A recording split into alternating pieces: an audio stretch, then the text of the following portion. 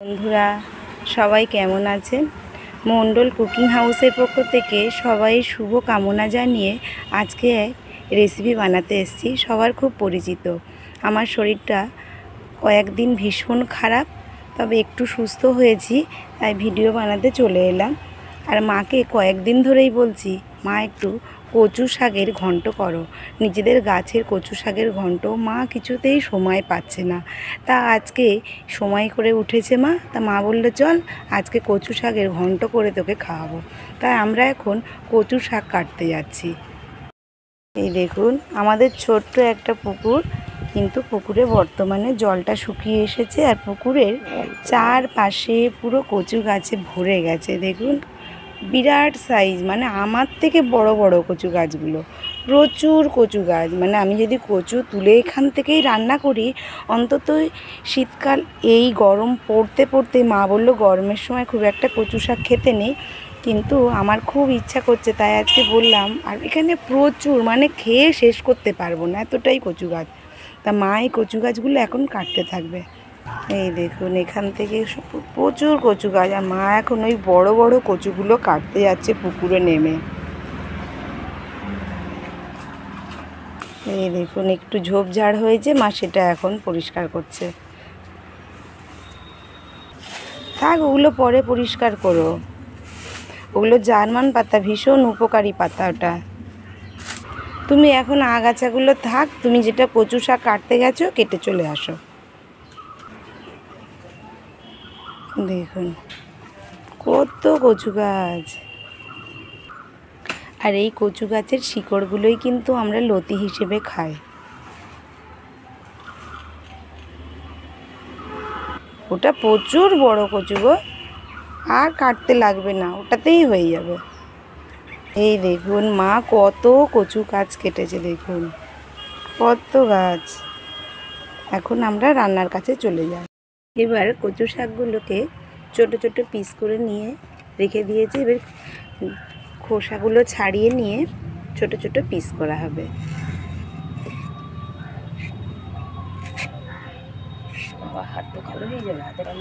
এই কচু কাটতে একটু কষ্ট হলেও, কষ্ট বলতে একটু কষ হয়ে যায় হাতটা, কিন্তু এই কচু খেতে কিন্তু খুব টেস্ট। কাদের কাদের প্রিয় আমাকে জানাবেন, আমার কিন্তু খুব প্রিয় একটা জিনিস। এই কচু চিংড়ি মাছ দিয়ে খুব ভালো লাগে কচু শাক, কিন্তু আজকে তো চিংড়ি মাছ করছি, আজকে আমরা নিরামিষ খাবো, তাই নিরামিষভাবেই আমরা দেখাবো আজকে। গুলো ছোট ছোট করে কেটে জলে ধুয়ে এখন জল ঝরাতে দিয়েছি। ওদিকে তো কচু কেটে জল ঝরাতে দিয়েছি, আর মা এদিকে উনুনটা ধরিয়ে দিয়েছে। দেখবেন গ্যাসে বলুন, স্টোভ বলুন, যাতেই রান্না করি না কেন আমরা, কাঠের উনুনে কিন্তু টেস্ট সব থেকে বেশি হয়। এবার কড়ার মধ্যে হাফ গ্লাস জল দিয়ে দিতে হবে।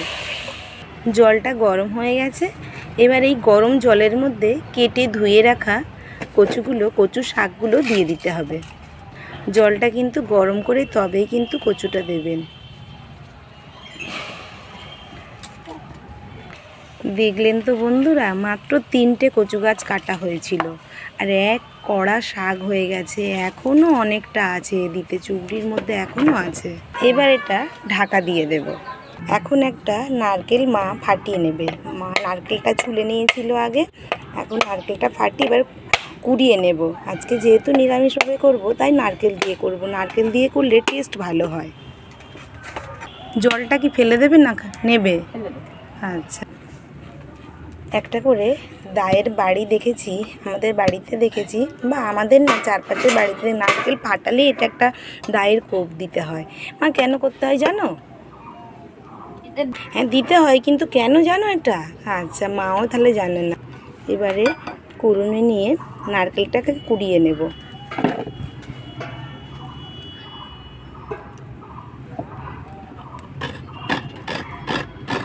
ওদিকে কচুটা সিদ্ধ হতে থাকুক, আর আমরা ততক্ষণে নারকেলটাকে কুড়িয়ে নিই।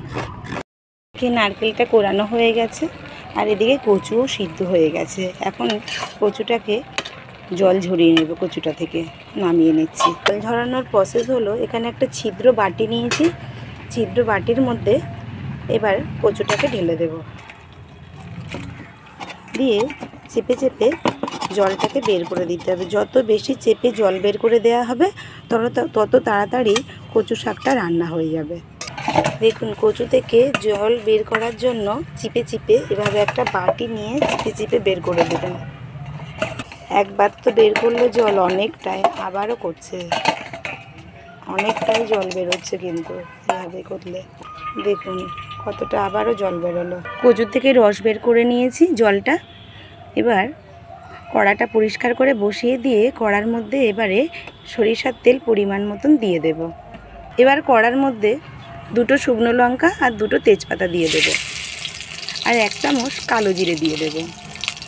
এবার এর মধ্যে 1/2 চামচ হিং দিয়ে দেব, দিয়ে সিদ্ধ করা কচু শাকটা দিয়ে দেব। এবার কচু শাকের মধ্যে পরিমাণ মতন লবণ দিয়ে দেব।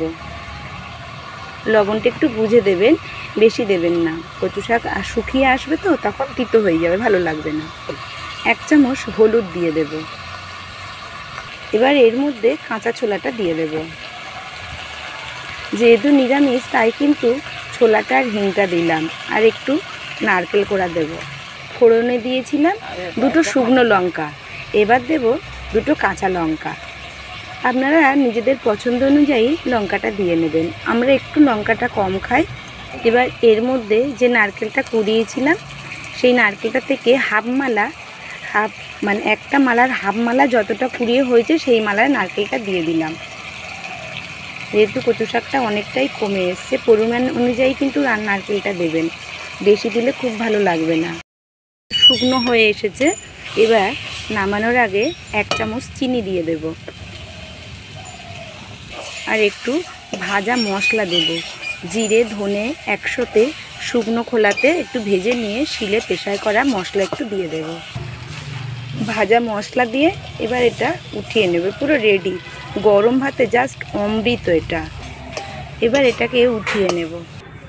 তাহলে বন্ধুরা দেখলেন কচু শাকটা কত সহজে রান্না হয়। এক কড়া কচু শাক দেখেছিলেন, আপনারাই দেখেছিলেন যে 1 কড়া কচু শাক ধরছিল না, আর সেই কচু শাক দেখুন কতটুকু হয়ে গেছে। তাহলে দেখলেন বন্ধুরা নিরামিষভাবে কিভাবে কচু শাক রান্না করতে হয়।